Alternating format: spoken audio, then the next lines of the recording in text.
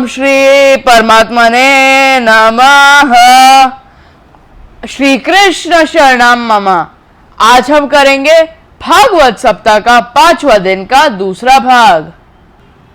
तो इसके पहले हमने करा था प्रहलाद महाराज और भगवान नरसिंह जी की कथा। तो मैंने आपको बताया था कि प्रहलाद महाराज के बेटे थे रोचन, जो राक्षस थे। फिर उनके बेटे बलि फिर से महापुरुष थे। तो अब भागवत में आती है राजा बलि की कथा। तो ये बलि जो थे वो इतने शक्तिशाली थे कि उन्होंने इंद्र के सिंहासन पे कब्जा कर लिया। तो उनके गुरु शुक्राचार्य जी ने कहा कि जब तक तुम 100 अश्वमेध यज्ञ नहीं करोगे, तुम्हारी ये सीट कायम नहीं रहेगी। बलि महाराज ने कहा, ठीक है, फिर मैं स्वर्ग लोक में यज्ञ शुरू करूं। शुक्राचार्य जी ने कहा कि देवताओं को पुरुषार्थ करने का अधिकार नहीं है। ये पुरुषार्थ करने का अधिकार 84 लाख योनियों में बस मनुष्य योनि को ही दिया गया है। इसलिए यह मानव शरीर इतना अमूल्य है। इस शरीर को देव भी दुर्लभ कहते हैं। तो बलि मनुष्य शरीर में आए। उन्होंने यज्ञ शुरू किए। 1 2 3 4। वहां पे देवताओं की मां अदिति परेशान हो गई कि बलि ने मेरे पुत्रों की राजलक्ष्मी छीन ली। तो अदिति ने प्रार्थना की भगवान से बहुत कि मेरे बच्चों की रक्षा हो।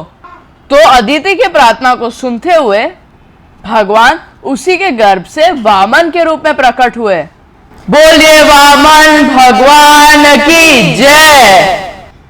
वामन भगवान का अद्भुत सौंदर्य, वो जब थोड़े से बड़े हुए, वो छोटे से रूप में अपने शरीर को स्थिर कर दिए। उनका शरीर 52 उंगलियों का ही था, इसलिए नाम पड़ा वामन। और उनके जनेऊ के समय बृहस्पति जी आए। उन्होंने उनको पवित्र जनेऊ दिया। नारद जी ने कंठ कमंडल दिया, किसी ने छत्र दिया, इत्यादि। तो वामन भगवान दिखने में बहुत अद्भुत लगते हैं, छोटे से और छाते के साथ, और चरण पादुका लकड़ी के, जनेऊ, कमंडल इत्यादि। वे पहुंचे राजा बलि की सभा में। तो राजा बलि का 100वां अश्वमेध यज्ञ चल रहा था।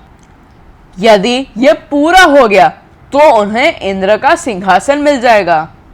भगवान को देखकर बलि महाराज तुरंत आकर्षित हुए, क्योंकि बलि के अंदर वो भक्ति भाव है। जाकी रही भावना जैसी प्रभु मूरत, देखी तन तैसी। बलि महाराज ने कहा कि ब्राह्मण देवता कहिए, मेरे सभा में आप कैसे पधारे? हम आपको क्या दे सकते हैं? मानिए, हम आपने जो मांगा वो इनाम हम आपको देंगे। तो वामन देवता ने कहा कि हम क्या मांगे? बलि ने कहा, महाराज, मैं पूरे मृत्यु लोक का महाराज हूं। आपको सोना चांदी चाहिए?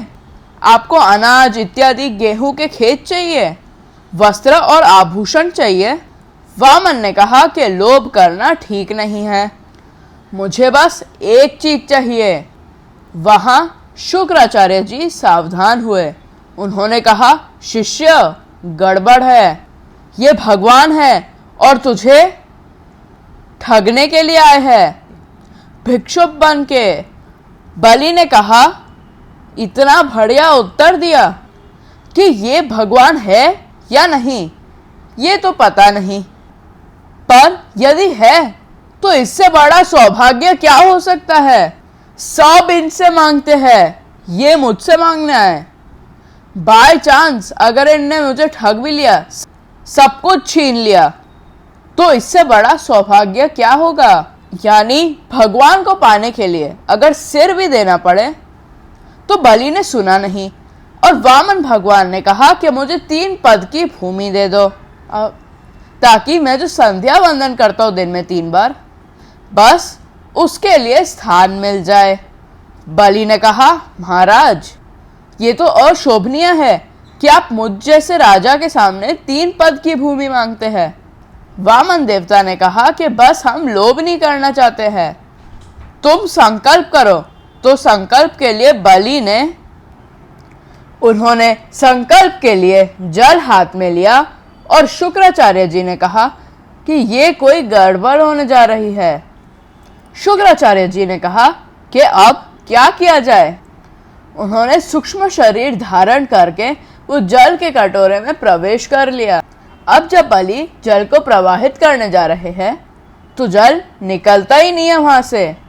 तो बलि ने कहा कि ये मामला क्या है। तो उन्होंने सोचा कि कोई ब्लॉकेज हो गया, तो उन्होंने तिनका लेके छेद करना चाहा। शुक्राचार्य जी ने अपना सिर भार किया ये देखने के लिए कि हो क्या रहा है। वो तिनका पड़ा उनकी आंख में, तो वो एक आंख से अंधे हो गए। तो यहाँ पर महाराज बलि ने संकल्प लिया 3 पग भूमि देने का, और जैसी संकल्प लिया तुरंत वहां पर एक भयंकर ध्वनि हुई और वामन छोटे से अचानक इतने विशाल काय हो गए कि उनके चरण का नाखून एक पहाड़ के समान था, दिख रहा था। वामन भगवान ने पहले पग में पृथ्वी को नापा, दूसरे पग में पूरे स्वर्गलोक तक को नाप लिया और ब्रह्मांड के आवरण को उनके अंगूठे ने भेदन कर दिया, तो बाहर से जल आने लगा। तो ये गंगा जी की शुरुआत स्वर्गलोक में वहां से हुई। अब उन्होंने महाराज बलि से पूछा कि अब मैं तीसरा पग कहाँ रखूं? तुमने हमको कहा था कि आप हमें 3 पग भूमि दोगे, अपने वचन को पूर्ण करो। बलि महाराज ने संकोच किया ही नहीं, ये थी उनकी उदारता। भगवान से मिलना है। बलि महाराज ने तुरंत अपना सिर नीचे किया। सर्व समर्पण महाराज, आप यहाँ पर अपना पग रखिए। तो भगवान ने महाराज बलि के समर्पण को स्वीकार किया। तो चलो, अब हम आपको भेज रहे हैं पाताल, अब आप वहां जाके निवास करो। बलि महाराज ने कहा कि महाराज, हमें स्वीकार है, आप हमें जहां भी भेजे, लेकिन मेरी एक कंडीशन रहेगी। आप भी जितनी भी बार मैं अपने महल से बाहर निकलूं और वापस आऊं, मुझे आपके दर्शन होने चाहिए। भगवान ने कहा कि इसका मतलब यह है क्या कि मैं तुम्हारा द्वारपाल बन जाऊं? तो बलि महाराज तो गए, पर भगवान भी उनके द्वारपाल बनकर वहां खड़े रहे। तो यहाँ पर बलि महाराज का प्रसंग पूर्ण होता है। अब महाराज परीक्षित पूछते हैं सुखदेव जी से कि आपने स्वयं भू मनु के आने वाले वंश की कथाएं सुनाई, अन्य मनुओं के भी कथाएं सुनाएं।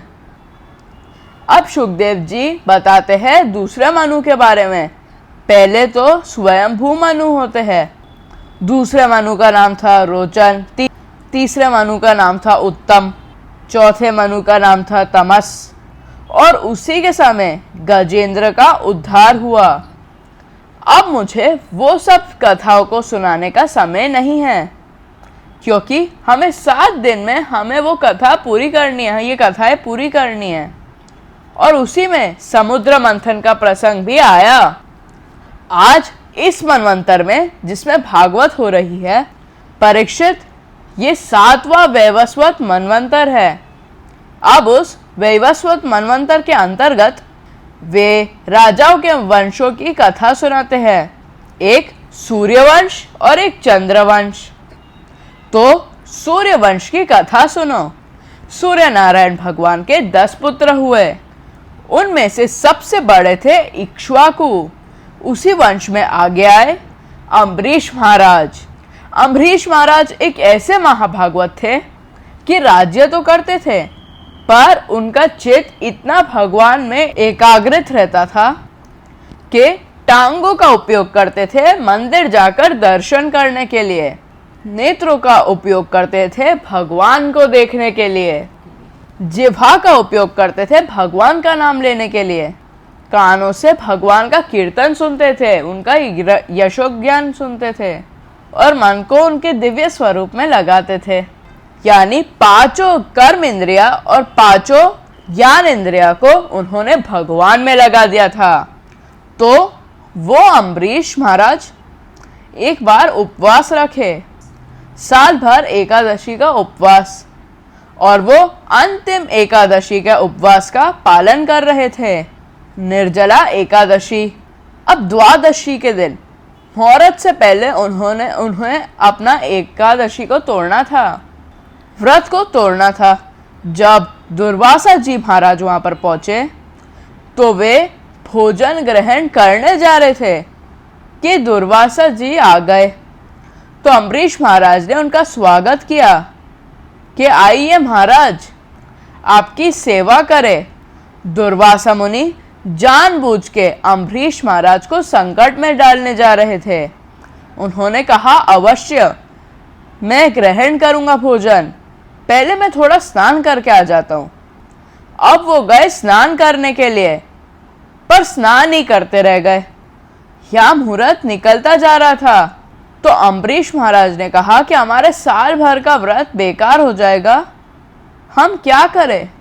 पंडितों और विद्वानों ने उन्हें सुझाव दिया कि महाराज, यदि आप भोजन ग्रहण कर लेंगे तो ये अतिथि दुर्वासा मुनि का अपमान हो जाएगा, और यदि आप ग्रहण नहीं करेंगे तो आपका व्रत का पालन नहीं होगा। तो इसलिए आप एक कार्य कर सकते हैं, आप जलपान कर लीजिए।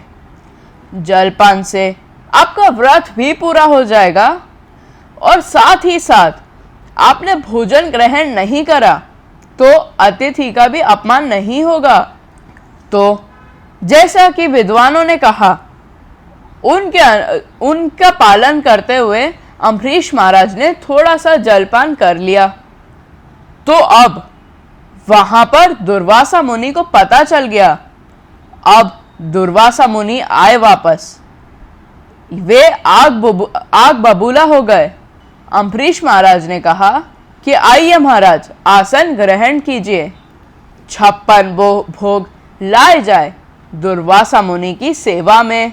दुर्वासा मुनि ने अब क्रोध में आके कहा कि क्या सेवा, इतनी सभ्यता नहीं है तुम्हें?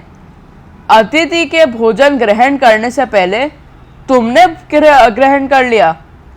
अब दुर्वासा मुनि ने उनका केश निकाल के पटका। अब जब उनने केश निकाल के पटका, एक राक्षस, एक यति प्रकट हो गया और उसे कहा कि जाओ इस भक्त अम्बरीश का वध करो। पर अब भगवान नारायण को अपने भक्त की ये अवस्था सहन नहीं हुई। अब उन्होंने वहां पर उनका सुदर्शन चक्र छोड़ा। उनका सुदर्शन चक्र दुर्वासा मुनि के पीछे चला। दुर्वासा मुनि ने कहा कि बड़ी गर्मी हो गई है, अरे मेरा तो शरीर ही जलने लगा है। अब दुर्वासा मुनि जहां जहां जाए वो सुदर्शन चक्र उनके पीछे आता जाता था। दुर्वासा मुनि ने जाकर ब्रह्मा जी से प्रार्थना की। अब ब्रह्मा जी ने कहा कि सुदर्शन चक्र का मैं कुछ नहीं कर सकता, भगवान के द्रोही को भला कौन शरण दे सकता है। शंकर जी के पास गए, उन्होंने भी ये कहा कि मैं सुदर्शन चक्र का कुछ नहीं कर सकता। अब फाइनली लास्ट में वो नारायण भगवान के पास गए। महाराज, अपने सुदर्शन चक्र से मेरी रक्षा कीजिए। नारायण ने कहा कि अरे दुर्वासा, मेरे जो भक्त लोग हैं सब जगह से आश्रय छोड़कर मेरी शरण में आते हैं, तो अब मैं उनको त्यागने का सोच ही कैसे सकता हूं। जैसे एक मां अपने बालक की रक्षा करती है, अब वैसे ही मुझे भी उनकी रक्षा करनी ही है। अब मैं कोई नहीं होता हूं तुम्हें क्षमा करने वाला। अब तुम अम्बरीश महाराज की शरण में ही जाओ और उनसे जाकर क्षमा मांगो। अब दुर्वासा मुनि वापस आए और अम्बरीश महाराज के चरण में गिरे। अब अम्बरीश महाराज अत्यंत लज्जित हुए। उन्होंने सुदर्शन चक्र से प्रार्थना की और भगवान ने सुदर्शन चक्र को वापस बुलाया। लेकिन ये जो लीला हुई अम्बरीश महाराज की, इसका कारण क्या बना? लोग पूछते हैं कि यदि दुर्वासा मुनि इतने महात्मा है तो वो इतना क्रोध क्यों करते हैं? वो इतना क्रोध करते ही कैसे है? एक्चुअली दुर्वासा मुनि एक महात्मा नहीं है, वो शंकर जी के अंश अवतार है, शंकर जी के अंश से आए हैं। अब उनके अंदर माया होने का तो प्रश्न ही नहीं, तो दुर्वासा मुनि क्रोधी कैसे हो सकते हैं? ये भगवान और महापुरुषों की अटपटी बातें हैं। ये सब बातें हम मनुष्य की बुद्धि से परे है। अब दुर्वासा जी का भाव बुद्धि से समझ में नहीं आ सकता। दुर्वासा जी का भगवान के प्रति मात्र सेवा भाव है, लेकिन उनकी तो सेवा ही ये है कि वो भक्त को जानबूझ के संकट में डाल देते हैं, और फिर जब भगवान भक्त की रक्षा करते हैं, इससे भक्ति की महिमा उजागर होती है। तो लोगों के अंदर ये बात बैठ जाए कि भक्ति की क्या महिमा है और भक्त का भगवान की दृष्टि में क्या स्थान है। दुर्वासा जी समय समय पर भक्त को संकट में डालते हैं। अब इसी सूर्य वंश में बड़े बड़े राजा हुए। अब इसी वंश के भागीरथ महाराज, जिन्होंने गंगा मैया को धरती पर बुलाया, हम उस प्रसंग में तो नहीं जाएंगे क्योंकि अब हमें अयोध्या पहुंचना है। राजा खटवांग के पुत्र राजा दिलीप के पुत्र महाराज रघु, जो आप फ्रेंड्स आपको पता है ना, राम जी रघुवंश के हैं। रघुवंश नाम महाराज रघु के पीछे पड़ा है। रघु महाराज के पुत्र अज, और अज महाराज के पुत्र महाराज दशरथ। अब सूर्यवंशी राजा दशरथ अयोध्या में है और उनके महल पर रघुकुल का पताका फैला रहा है। राजा दशरथ की 3 रानियां हैं, कौशल्या, सुमित्रा और माता केकई। पर अब इनके पास संतान नहीं है, ना उनके पास संतान की इच्छा है। तो अब एक बार गुरु वशिष्ठ से अरुंधति ने पूछा, पतिदेव, आप रघुकुल के पुरोहित हैं, क्या आपने विचार किया है कि दशरथ महाराज के बाद ये राजगति कौन संभालेगा? अब ऋषि वशिष्ठ ने कहा कि इस बात का मैंने विचार तो किया है, अब ये बात मेरे मन में भी चल रही है। तो पतिदेव, क्या आप ऐसी व्यवस्था नहीं करा सकते हैं यज्ञ के माध्यम से कि दशरथ के पुत्र हो? अब ऋषि वशिष्ठ ने कहा कि ये तो संभव है, पर मैं क्या करूं? दशरथ महाराज की कोई इच्छा ही नहीं है संतान प्राप्ति की। अब अरुंधति ने कहा कि अगर मैं ऐसी इच्छा उत्पन्न करा दूं तो? वशिष्ठ ने कहा, अवश्य। अरुंधति अपने पोते को लेकर पहुंच गई राजमहल में, तीनों रानियों के पास। वो सब रानियां गुरु माता की चरणों में बैठी हुई थी। जब दशरथ महाराज फिर वापस दरबार से आए और देखा कि गुरु माँ बैठी है, वे झुके प्रणाम करने के लिए। अरुंधति ने अपने पोते को एक चुटकी मारी। पोता रोने लगा। दशरथ जी ने पूछा कि माँ ये रो क्यों रहा है? अरुंधति ने कहा कि ये इसलिए रो रहा है क्योंकि मेरे दादा वशिष्ठ तो दशरथ महाराज के गुरु है, मैं किसका गुरु बनूंगा? महाराज दशरथ की तो कोई संतान ही नहीं है।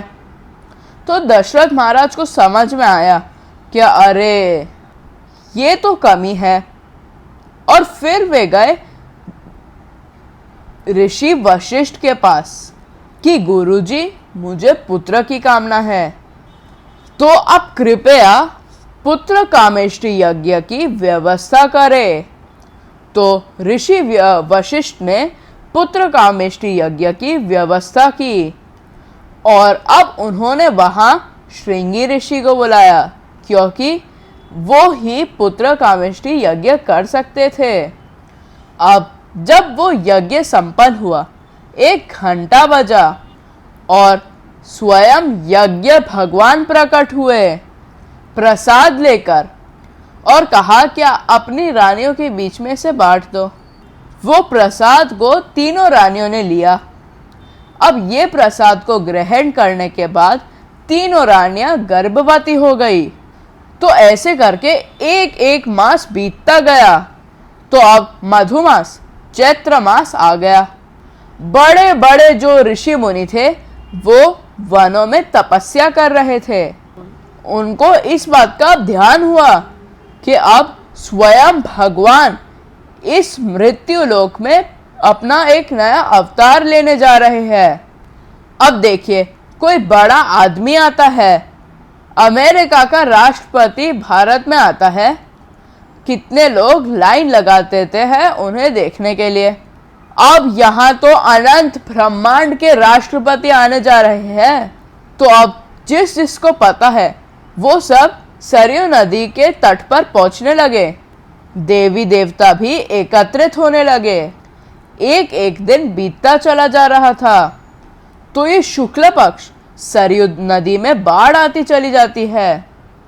किसी ने पूछा कि ये चैत्र मास में बाढ़ कैसी? सरयू नदी ने उत्तर दिया कि ये जल की बाढ़ नहीं है, आह्लाद की बाढ़ है। मैं इतनी आनंदित हूँ, मेरे तट पर भगवान दिव्य जन्म लेंगे। अब दिन बीतते चले जा रहे हैं। सूर्य भगवान ऊपर आकाश में बढ़ते चले जा रहे हैं। अब वे भी प्रसन्न है क्योंकि सूर्य भगवान के वंश में एक अवतार पैदा होंगे। ब्रह्मा जी ने देवी देवता को कहा कि तुम अब जाओ यहाँ से। अवतार प्रकट रूप में नहीं, गुप्त रूप में होता है। तुम सब यहाँ आओगे तो सबको ही पता चल जाएगा। अब देवी देवता वहां से पधार रहे। सूर्य बढ़ते चले जा रहे हैं, और जैसे मध्याह्न का समय हुआ, जगह जगह अग्नि कुंड प्रज्वलित हुए। शीतल शीतल हवाएं प्रभावित होने लगी। मध्याह्न के समय सरयू में ऋषि मुनि अपनी जनेऊ को पकड़कर ध्यान कर रहे थे। तब उसी समय कौशल्या का गर्भ खाली हुआ और भगवान चतुर्भुज स्वरूप में प्रकट हुए। बोलिए भगवान श्री रामचंद्र की भगवान की जय। तो माता कौशल्या ने देखा और स्तुति की। तो कौशल्या माता ने कहा कि महाराज, मैं जानती हूँ कि आप कौन हैं। आप मेरे बेटे नहीं हैं, आप स्वयं भगवान हैं। मैंने ही पूर्व जन्म में वरदान मांगा था कि आप मेरे बेटे बनकर आए, पर आप तो बाप बनकर आ गए। तो भगवान ने कहा कि मैंने तुम्हें इसलिए दिखा दिया था ताकि भ्रांति ना हो जाए कि मैं कौन हूं। तो वो ही चतुर्भुज विष्णु भगवान एक छोटे से बालक बन गए। बोलिए सियावर रामचंद्र भगवान की जय। तो ये समाचार मिला अवधवासियों को। सब प्रसन्न हो गए, सब आनंदित हो गए। अब इतने में महाराज दशरथ आए दर्शन करने के लिए। दशरथ महाराज ने अपने नीलवर्ण बालक के दर्शन किए तो अवधवासी जो प्रसन्न हो रहे थे। फिर समाचार आया कि केकई को भी एक पुत्र हुआ है। ये समाचार से उन्हें और प्रसन्नता हुई। फिर पता चला कि सुमित्रा माता के यहाँ भी 2 पुत्र हुए। तो अयोध्या में प्रसन्नता की लहर चलने लगी। तो ये जो राम कथा है ये भागवत में बड़ी संक्षिप्त में है। वैसे ये ऐसी अद्भुत कथा है, इसमें एक से एक उज्जवल चरित्र है। 4 भाई, भरत जी महाराज ऐसे तपस्वी कि भगवान श्री राम ने अपना राज्य दिया और वो इतना बड़ा राज्य का वैभव भरत महाराज के मन को किंचित भी आकर्षित नहीं कर पाया। राम की जटा तो वन में बढ़ी, परंतु भरत महाराज की जटा तो भवन में बढ़ी। ये है आश्चर्य की बात। भगवान श्री राम ने जंगल में तपस्या की और भरत महाराज ने राजमहल में तपस्या की। उन्होंने कहा कि यदि मेरे भाई ऐसे रह रहे हैं तो कौशल्या माता से परमिशन ली कि मैं भी ऐसे भगवा कपड़े पहनकर रहूँगा, और मेरे भैया राम भूमि शयन करते हैं तो मैं भी भूमि पे सोऊंगा। तो भरत जी ने कहा कि मैं भूमि पर भी शयन नहीं करूँगा। तो अब भरत महाराज महल से दूर जाकर एक कुटिया बनाई और वो भूमि पर भी नहीं सोए। वो भूमि के नीचे एक गड्ढा बनाया उनने और वहां पर सोए। वह 14 वर्ष तक वो ही कुटिया में रहे और वहां पर ही सोए। ऐसी तपस्या थी भरत महाराज की। तो जब वनवास के समय भगवान श्री राम निकले, जब भरद्वाज के आश्रम में पहुंचे चित्रकूट, वहां पे भरत महाराज भी आए। तो भरत महाराज ने कहा कि पता नहीं कि भगवान श्री राम मुझे स्वीकार करेंगे या नहीं। ये होता है भक्ति का दैन्य भाव। ऋषि भरद्वाज ने कहा कि मैं एक बात बताऊं, इतनी मैंने साधना की, उसका ही तो फल था कि मैंने प्रभु श्री राम के दर्शन किए, और राम भगवान के दर्शन करने का फल था कि मैंने भरत महाराज जैसे भक्त के भी दर्शन कर लिए। अब दूसरे भाई से मिलिए, लक्ष्मण जी महाराज। ये लक्ष्मण जी महाराज की ऐसी अवस्था है कि तुलसीदास जी कहते हैं कि इनके चरण शीतल सुभद है। तो जो चरण जंगल में गए नंगे पैर चलते थे, वे शीतल सुभद कैसे हो सकते हैं? ये वो चरण है जो सदा राम जी का ही अनुकरण करते रहे। लंका में जब इंद्रजीत के बाण के कारण लक्ष्मण जी मूर्छित हो गए और हनुमान जी संजीवनी बूटी लेने गए, तो वे पूरा पहाड़ उठाकर वापस आ रहे थे। भरत महाराज अपने नियम को पूरा करते हुए जप कर रहे थे। फिर उन्होंने ऊपर देखा और सोचा कि मुझे लगता है कि ये कोई राक्षस जा रहा होगा। तो अब भरत महाराज को नहीं पता था कि ये है हनुमान जी, तो उन्होंने हनुमान जी को बाण मार दिया। अब हनुमान जी नीचे गिरे। तो अब भरत महाराज को पता चला कि अच्छा ये ऐसा प्रसंग है। तो अब हनुमान जी तो गए, लेकिन ये समाचार पूरे अयोध्या में फैल गया कि लक्ष्मण महाराज संकट में है। तो कौशल्या माता ने पत्र लिखे। तो अब कौशल्या माता लिखती है उसमें, जब उन्हें पता चला लक्ष्मण महाराज के संकट का, तो वे कहती है कि राम, यदि लक्ष्मण को कुछ हो गया तो तुम्हें वापस अयोध्या आने की कोई आवश्यकता नहीं है। वे इतना ऊंचा सम्मान करती है लक्ष्मण जी का।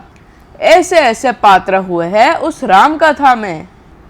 अब सबसे छोटे भाई है शत्रुघ्न, अब उनका नाम ही है शत्रुओं का वध करने वाला। अब आप बोलेंगे कि उन्होंने कौन से शत्रु का वध कर डाला कि उनको हम शत्रुघ्न कहे? तो उन्होंने भीतर के जो शत्रु थे उनका वध किया था। तो अब हम उनकी पत्नियों से मिलते हैं।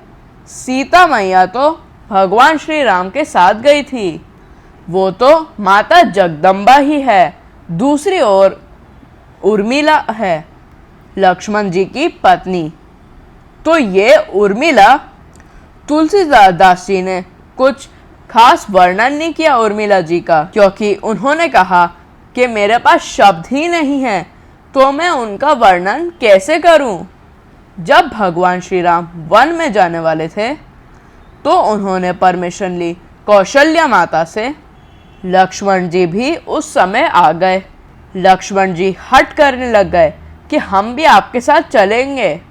तो उस समय भगवान श्री राम ने लक्ष्मण जी को समझाने का प्रयत्न किया, पर अब जब लक्ष्मण महाराज ने इतनी हट की, फिर राम जी ने कहा कि ठीक है लक्ष्मण, तुम आ जाओ, पर पहले तुम्हें अपनी माता सुमित्रा आज्ञा लेनी पड़ेगी। लक्ष्मण पहुंचे सुमित्रा माता के पास। माता सुमित्रा तैयार हो रही थी, क्योंकि उस दिन तो भगवान श्री राम का राज तिलक होने वाला था। अब लक्ष्मण जी ने कहा कि माता, सब कुछ बदल चुका है। माता सुमित्रा ने कहा कि क्या हुआ?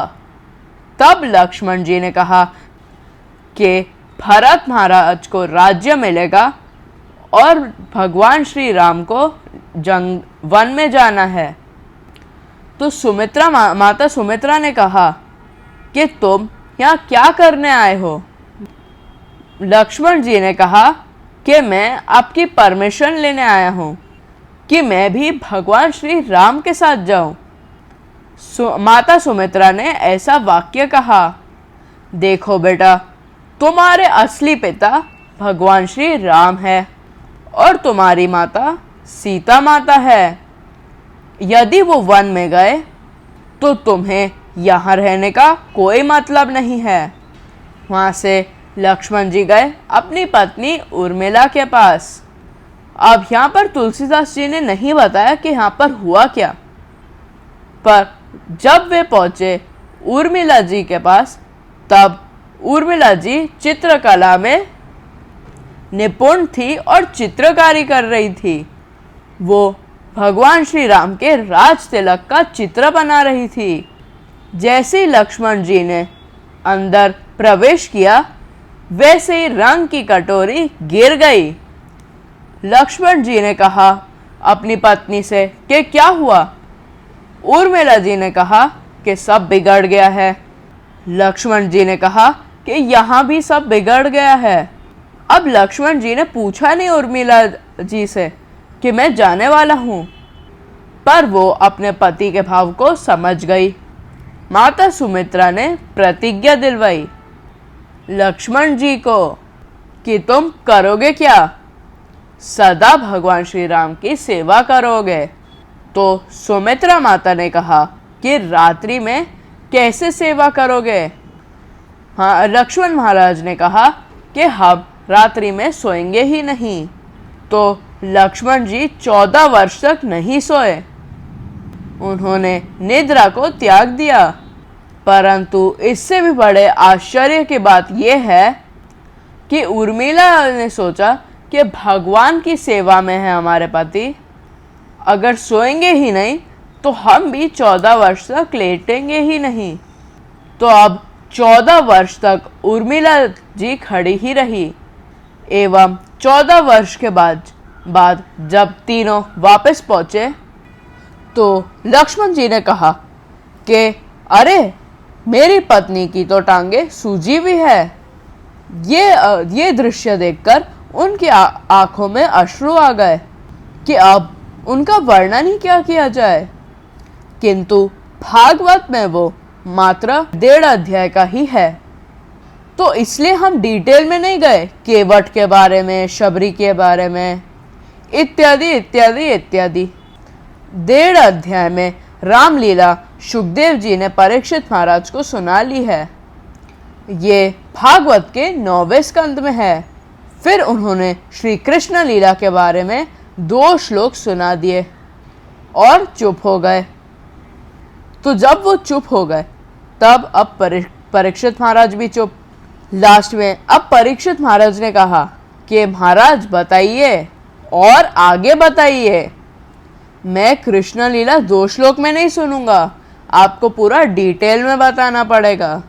तो भागवत का जो लक्ष्य है वो कृष्ण लीला का विस्तार है।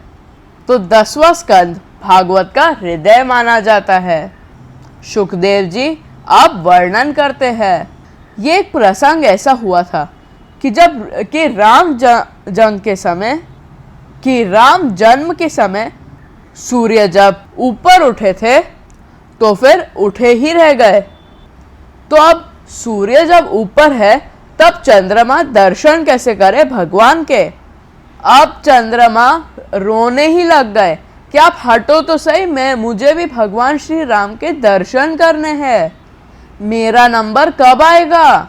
सूर्य भगवान ने कहा कि मैं आपको 6 मास के बाद आने दूंगा। चंद्रमा ने कहा कि ऐसा कैसे हो सकता है।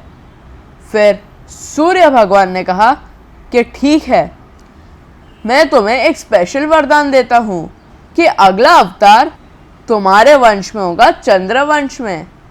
चंद्रमा ने कहा कि वो तो मुझे पता है, पर अभी मेरा क्या होगा। फिर सूर्य भगवान ने कहा कि ये अवतार भगवान श्री राम अपना नाम तुम्हारे नाम के साथ जोड़ेंगे।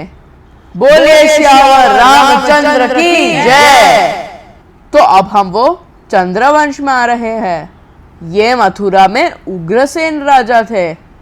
उनकी पत्नी एक बार वन में घूम रही थी, तब एक राक्षस की परछाई उन पे पड़ी। फिर बाद में उन्हें पता चला कि वो तो गर्भवती हो गई। अब उन्होंने कहा कि ये तो बड़ी गड़बड़ हो गई कि राक्षस का पुत्र मेरे पेट में है। वो बच्चा जब पैदा हुआ तब उग्रसेन ने उसे पानी में बहा दिया कि ये राक्षस का बच्चा हमको नहीं चाहिए। अब निकट के राजा थे शूरसेन और पर्जन्य, ये 2 भाई थे। अब पर्जन्य के पुत्र हुए नंद महाराज। शूरसेन जब नदी में स्नान करते थे तब उन्होंने देखा एक बच्चा आ रहा था पानी में बहता हुआ। तब उन्होंने उसे पाला पोसा और उसका नाम रख दिया कंस। कंस जब थोड़े बड़े हुए तब नारद जी आए। नारद जी ने कंस को उसका इतिहास बैकग्राउंड बताया कि शूरसेन तो तुम्हारे पिता है ही नहीं, तुम तो उग्रसेन के पुत्र हो। तो कंस ने कहा कि ऐसा है क्या। तब कंस ने मथुरा पे आक्रमण कर दिया और वहां पर खूब हाहाकार हो गई। तो उग्रसेन ने कहा कि तुम्हें शर्म आनी चाहिए। अब कंस ने अपने पिता को जेल में डाल दिया और अपने चाचा को भी जेल में डाल दिया। तो अब कंस ने वहां अपना शासन प्रारंभ किया। ऐसा भयंकर शासन की आज्ञा दे दी कि कोई देवी देवताओं की पूजा नहीं करेगा, मैं ही भगवान हूँ। कोई यज्ञ में आहुति नहीं देगा, हर आहुति मेरे नाम की होगी। ओम कंसाय नमः स्वाहा। ऐसा राक्षसी शासन हुआ वहां पर। उनकी चचेरी बहन जो थी देवक की पुत्री देवकी, वो अपने भाई को देखकर डरती थी। उसके भय को देखकर कंस को दया आ गई। अब कंस ने सोचा कि चलो इसका विवाह करा देते हैं। तो अब शूरसेन के ही पुत्र वसुदेव से ही देवकी का विवाह हुआ।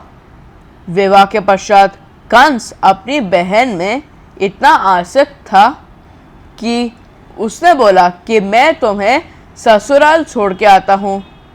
वो सारथी बन के वासुदेव और देवकी को ले जा रहा था। तो ले जाते समय आकाशवाणी हुई, कंस तू किसको ले जा रहा है? इसी देवकी का 8वां पुत्र तुम्हारा काल बनेगा। जैसे कंस ने ये आकाशवाणी सुनी, कंस इतना बड़ा शूरवीर होकर भयभीत हो गया, कायर बन गया। सब उसकी हिम्मत गायब हो गई और वो भय से अपने रथ से नीचे उतरा और अपनी बहन के केश पकड़ के उसको नीचे पटका। उसे तलवार लेके मारने जा रहा था। नीति कहती है कि जब जान खतरे में हो तो कोई भी उपाय से अपने आप को बचाओ। वासुदेव जी ने उसी नीति का प्रयोग किया और बोलने लगे कि कंस तू इस महिला से क्यों डरता है? आकाशवाणी ने तो ये कहा कि इसका 8वां गर्भ तुम्हारा काल बनेगा। जब 8वां बच्चा होगा मैं लेके तुम्हें दे दूंगा। कंस सोचने लगा, असमंजस में पड़ा। तब वासुदेव सोचने लगे और उन्होंने बोला कि तुम चिंता मत करो, मैं तुम्हें 8 के 8 बच्चे ही सौंप दूंगा। अब कंस ने वासुदेव जी पे विश्वास कर लिया। वासुदेव और देवकी को पहुंचा के आया उनके महल। जब उनका पहला बच्चा हुआ, उनके प्रॉमिस के अनुसार, उनके वचन के अनुसार वासुदेव जी उस पहले बच्चे को लेकर गए कंस के पास और बोला, ले मारो इसे। उसे देखकर कंस को दया आ गई और कहा कि अब 8वां बच्चा मारेगा ना, तो पहले बच्चे को तुम ले लो। अब वासुदेव जी वो बच्चे को वापस ले आए। तो नारद जी ने सोचा कि अरे ये तो गड़बड़ हो रही है। यदि इस प्रकार से कंस को दया आने लग गई तो फिर भगवान का अवतार कैसे होगा? देवी देवताओं ने उस समय भगवान से प्रार्थना की थी। कंस ने पूरी पृथ्वी को ऐसा आक्रांत कर दिया था कि देवी देवताओं ने प्रार्थना की थी कि हे भगवान अब आप ही बचाइए। तो भगवान ने कहा था कि तुम घबराओ मत, मैं अवश्य आऊँगा। इसलिए नारद जी एक फूल ले गए कंस के पास, गुलाब का, और कहा, कंस इसमें कितनी पंखुड़ियाँ हैं? कंस ने कहा, देवर्षि इसमें 8 पंखुड़ियाँ हैं।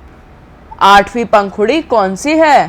कंस ने कहा, 1 2 3 4 5 6 7 8, ये 8वीं है। तब नारद जी ने कहा कि अब यहाँ से गिनो। ऐसे करते करते नारद जी ने 1-2 बार काउंट कराया। फिर नारद जी ने कहा कि ऐसे तो हर बार 8वां पंखुड़ियाँ अलग अलग है, तो अब तुम्हें कैसे पता चलेगा कि वो 8वां बच्चा जो तुम्हारा वध करने जा रहा है वो कौन सा है? अब कंस की बुद्धि फिर गई। उसने पकड़ लिया वासुदेव और देवकी को और कहा और कारागार में फेंक दिया और बच्चे का वध कर दिया। और उसके बाद एक के बाद एक 6 बच्चों का वध हो गया। 7वां बच्चा जब देवकी के गर्भ में आया तब भगवान ने योग माया को आज्ञा दी कि वो कंस आएगा और ये जो 7वें है ये अनंत शेष ही है, हमारे ही अभिन्न स्वरूप बलराम है। तो योग माया इसको लेकर रोहिणी के गर्भ में स्थापित कर दो जो व्रज में है। तो मैं आऊँगा 8वें गर्भ के रूप में। तो नंद और यशोदा के यहाँ पर जन्म लो। तो 7वां गर्भ अचानक से गायब हो गया। कंस बार बार आता था बच्चे को मारने के लिए। इस बार वो पहुंचा और देखा कि बच्चा ही गायब है। उसे समझ में ही नहीं आया कि मामला क्या है। अब 8वें बच्चे का समय आया तो कंस ने सेना को तैयार कर दिया। एक एक करके मास बीतते जा रहे हैं। अब भादु मास का कृष्ण पक्ष आया। एक एक दिन बीतता चला जा रहा है। अब अष्टमी तिथि आई। अष्टमी तिथि देवकी और वासुदेव कंस के कारागृह में है।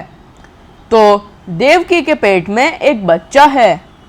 अब एक एक घंटा बीतता चला जा रहा था। पूरे मध्य रात्रि में।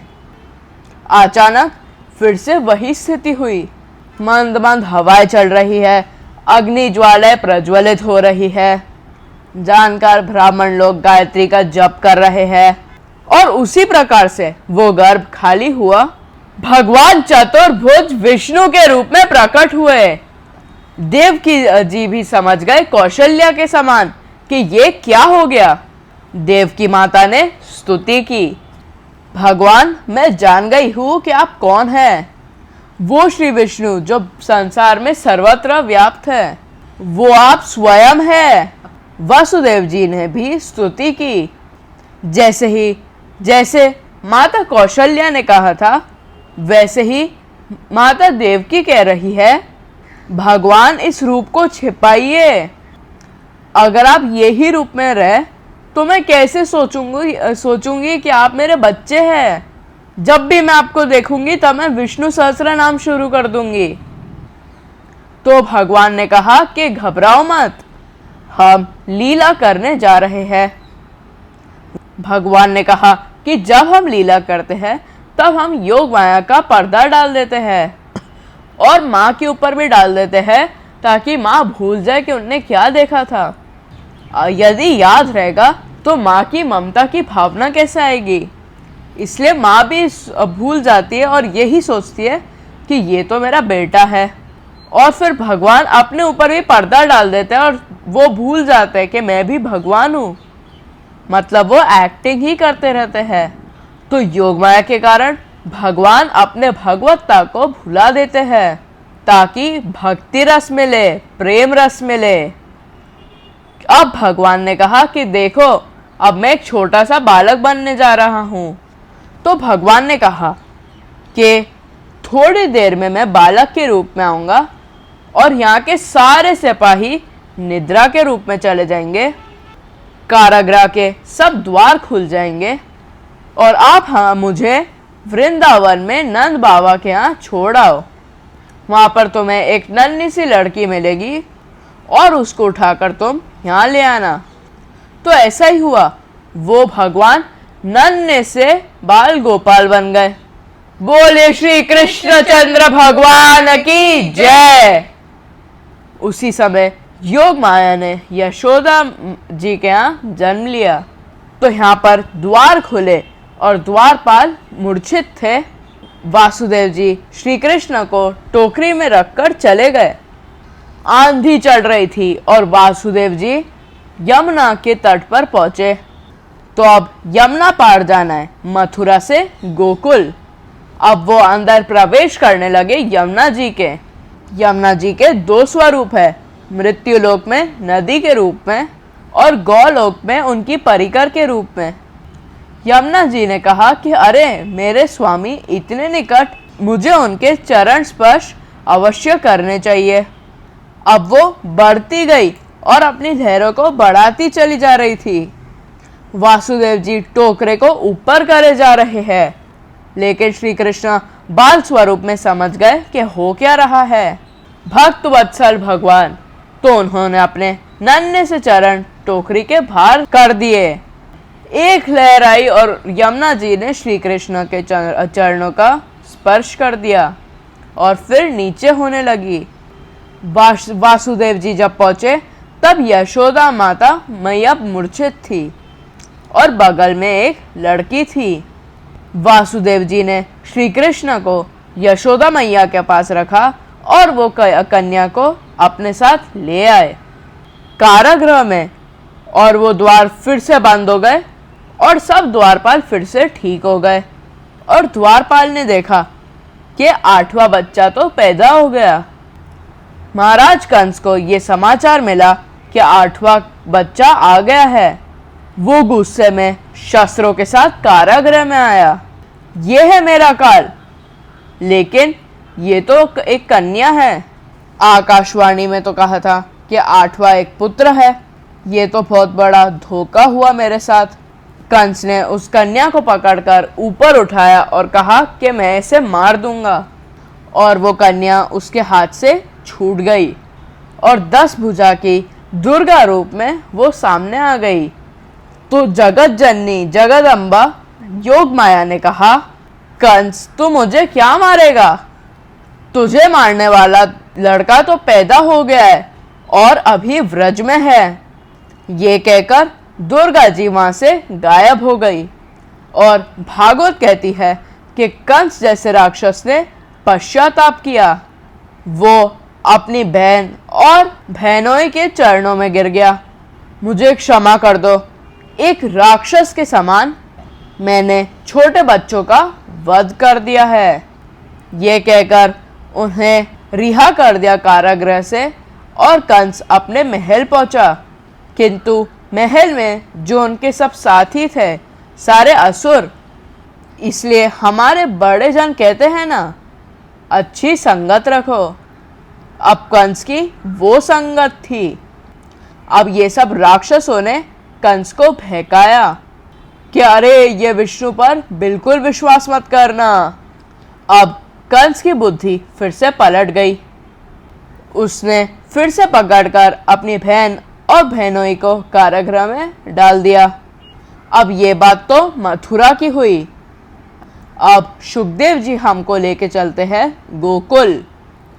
यहाँ है तो यहाँ पर है ग्रामीण माहौल।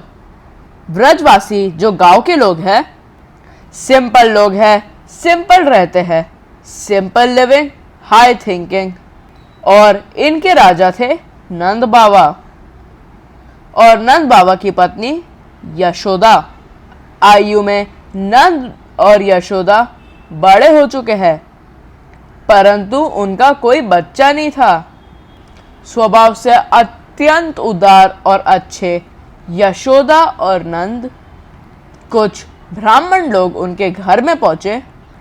तब नंद और यशोदा ने उन्हें भोजन कराया।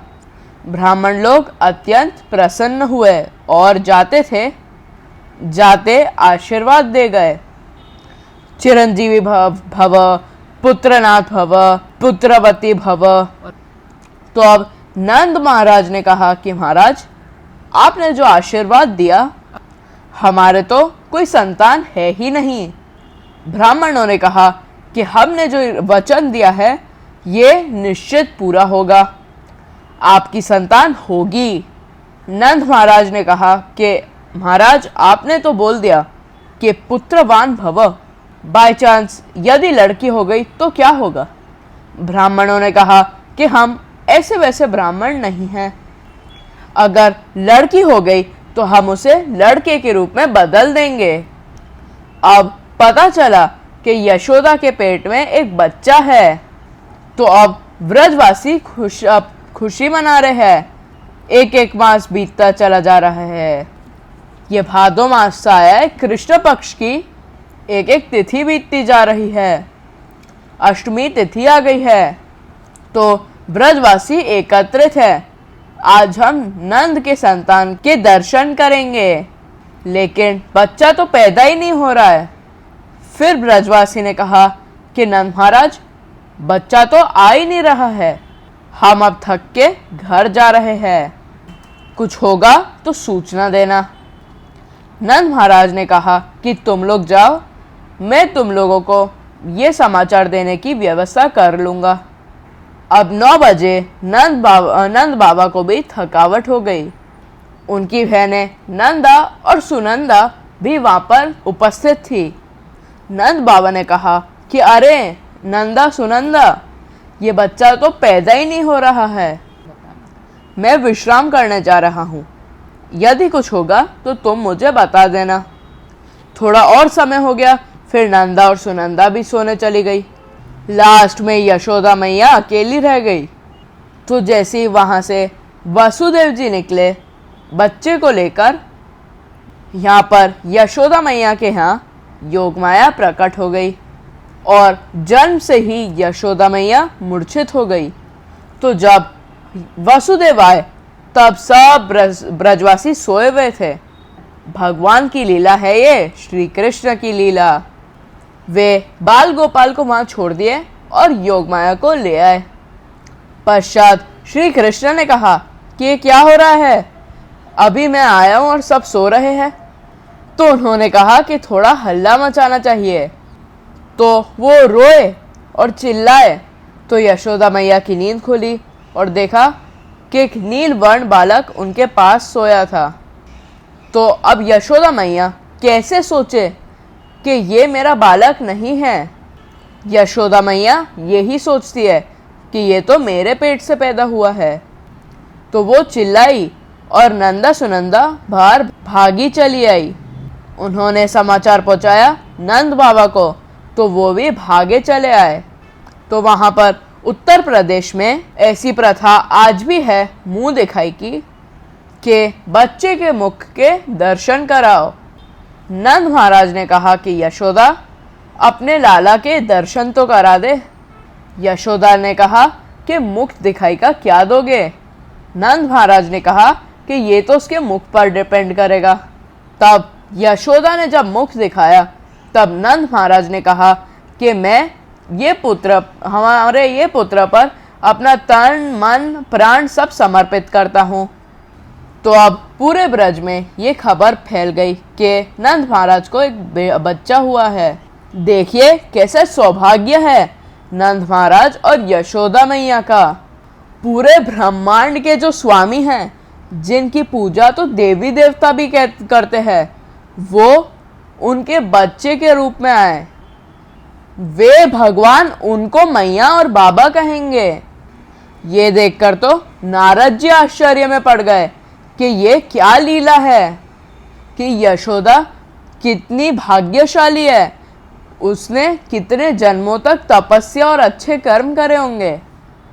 सब जीव तो भगवान की गोद में जाने के लिए रोते हैं और यहाँ भगवान रोएंगे यशोदा मैया की गोद में जाने के लिए। वो मैया का आंचल पकड़ के रोएंगे और बोलेंगे मैया गोदी ले लो। तो अब ऐसे रस का प्रवाह होगा जो भागवत का हृदय माना जाता है। तो हम अगले एपिसोड में करेंगे श्री कृष्ण लीला। तो आइए और बोलिए श्री कृष्ण शरणम मम।